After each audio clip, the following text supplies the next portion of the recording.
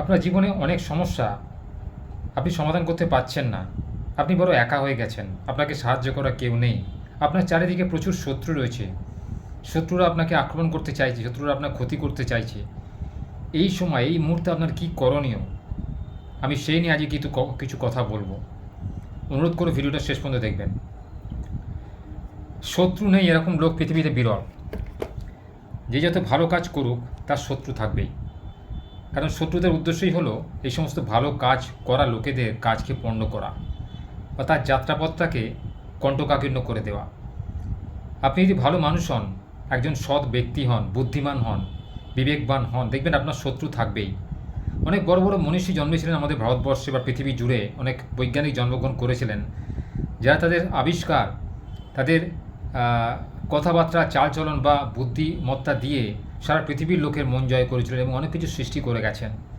কিন্তু আজকের দিনে মানুষ ভালো কাজ করতে ভয় পায়, কারণ ভালো কাজ করলে তার কপালে তিরস্কার জুটবে পুরস্কারের বদলে। কিছু মানুষ রয়েছে তার এই কাজের সমালোচনা করবে, আর যারা সত্যিকারে সেই কাজের স্বীকৃতি দিতে চায় তারা কিন্তু মুখ খুলে কিছু কথা বলে না।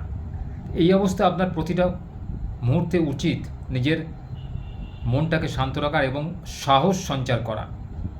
মনের সাহস একটা এমন জিনিস যেটা যদি কমে যায় আপনার জীবনে, তাহলে কিন্তু আপনি কোনো কাজই করতে পারবেন না। আপনি অযথা ভয় পাবেন, মনেতে শঙ্কা থাকবে আপনার, এই কাজটা করলে আপনার ভালো হবে কিনা বা মন্দ হবে কিনা, আপনি পরাজিত হবেন কিনা, কি জয়লাভ করবেন, এই যে মনে দ্বিধাদ্বন্দ্ব থাকবে, এটা কিন্তু সাহসের অভাব হলে বা ব্যক্তিত্বের অভাব হলে হয়। সাহসটা এমন জিনিস, সাহস জীবনে আনলে আপনি অনেক কঠিন থেকে কঠিনতর পরিস্থিতির সঙ্গে মোকাবিলা করতে সক্ষম হবেন।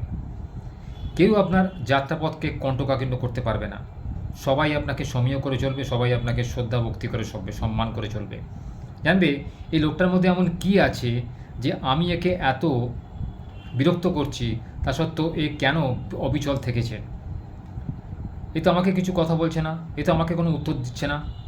কিন্তু আপনি কখনোই এটা ভেবে ভুল বুঝবেন না যে সে আপনাকে ভবিষ্যতে আর কিছু করবে না। সে কিন্তু নিরন্তর চাইবে আপনার ক্ষতি করতে। কিন্তু আপনার উচিত হবে তার দুর্বলতার সুযোগ নিয়ে বা তার দুর্বলতাটাকে জেনে তাকে গোপনে আঘাত করা বা এমন সময় তাকে উত্তর দেওয়া যে সময়টা আপনার জন্য একদম উপযুক্ত সময়। মনে সাহস সঞ্চার করুন এবং সব কাজেতে এগিয়ে যান। আগেই কোনো কাজ দেখে ভয় পাবেন না, সমস্ত কাজে ঝাঁপিয়ে পড়ুন, দেখবেন বিজয় মুকুট আপনার কপালেই জুটবে।